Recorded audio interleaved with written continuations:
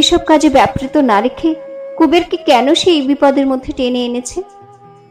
তারপর কুবের ভাবে, এইসব ভয়ঙ্কর কাজের সহায়তা যদি তাকে করতে হয়, বিপদের ভাগ যদি তার থাকে, লাভের অংশ তো তার পাওয়া উচিত। জেলে যাওয়ার ঝুঁকি যার, সে কি শুধু বৈঠা পাইবার মজুরিই পাবে? মনে মনে কুবের কলহ করে হোসেনের সঙ্গে। কল্পনায় সে বারবার এই ঘটনাগুলি ঘটিয়ে যায়। হোসেনের অন্যায়টা বুঝিয়ে দিতে সে ভারী অনুতপ্ত হয়। তাড়াতাড়ি কোমরের কালো বেল্ট থেকে একতাড়া নোট নিয়ে এসে কুবেরকে দেয়। 4 ভিটায় 4খানি বড় বড় ঘর তোলে কুবের। গোয়াল করে, ধানের মড়াই করে, ঝাঁকার উপর লাউলতা তুলিয়ে দেয়। তারপর একদিন কপিলাকে নিমন্ত্রণ করে। কপিলার পা দুটো জড়িয়ে ধরে বলে যে তাকে ছেড়ে থাকতে বুক ফেটে গিয়েছে কুবেরের। ও কপিলা, আমার ফিরলে আর যাইস না, যাইস না, আমি নি মইরা গেলাম। কপিলা ধরে না দেখা।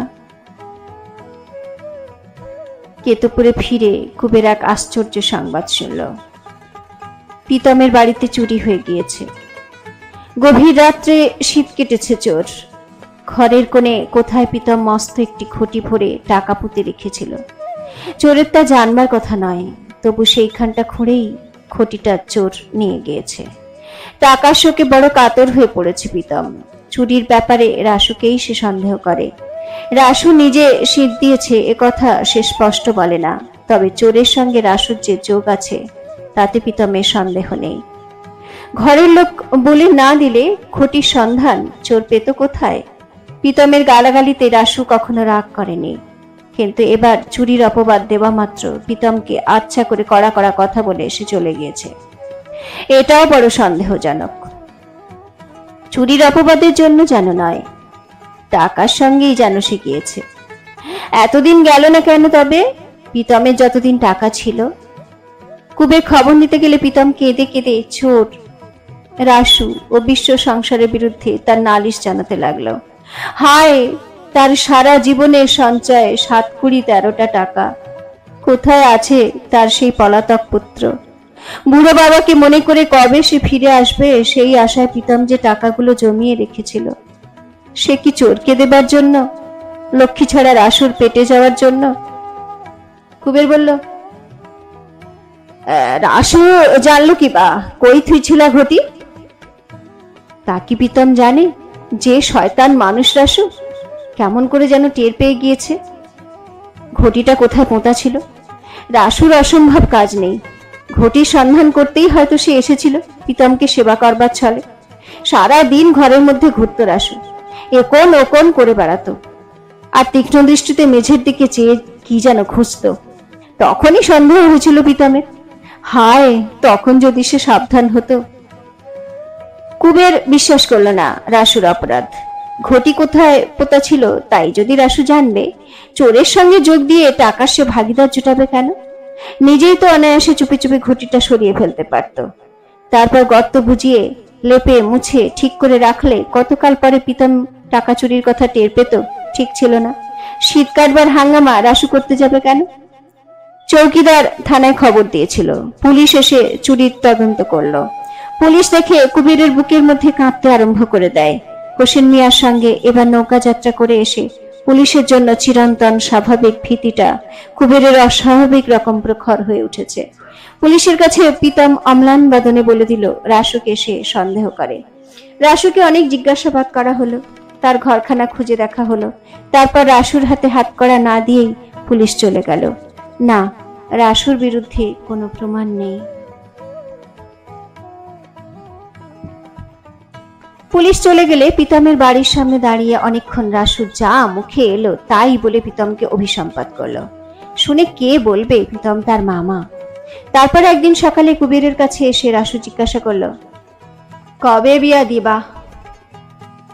কুবের তৎক্ষণাৎ সন্দিগ্ধ হয়ে বলল, গতি কি রে রাসু? প্রীতম ঘোড়া টাকা নি তুই নিছস? রাসুর মুখখানা একটু বিবর্ণ হয়ে গেল বইকি। সে বলল, কি কও লখার বাপ, আই টাকা নাই আমার, কাম করি না আমি। কি কাম করস? শেতল বাবু কাম দেছেন। বাবু গো নাই, মামার ঘরে চুরি করুম, অমন কথা কইও না লখার বাপ। তখন কুবের বলল, পনের টাকা দিয়া থো না কেন তবে?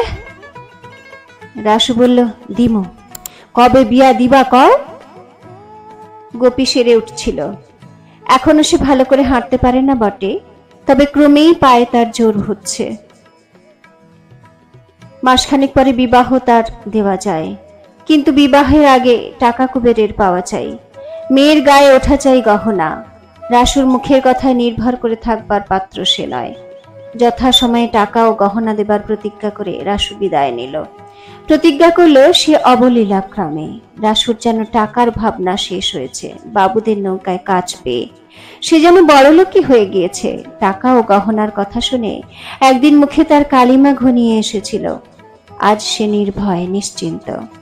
মালা বলে, রাসুরে যেন কেমন কেমন দেহি, আমি ডরাই মাঝি।